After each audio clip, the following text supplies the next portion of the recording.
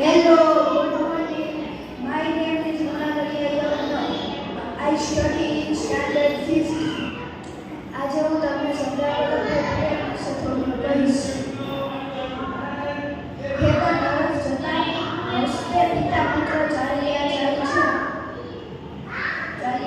છે અને વાતો અલગ વાતો કરતા જાય છે. આવો તો રોજનો સિલસિલો થયો.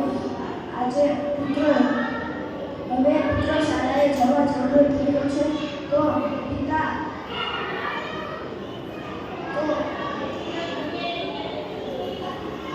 શાળાએ જવા જરૂર થયો છે તો હવે પિતા તેમને કદી અંકો બોલાવે તો કદી પોતાને આવડતા એવા જોડકણા બોલાવે તો કદી બોધપત્ર વાર્તા પણ કહે છે.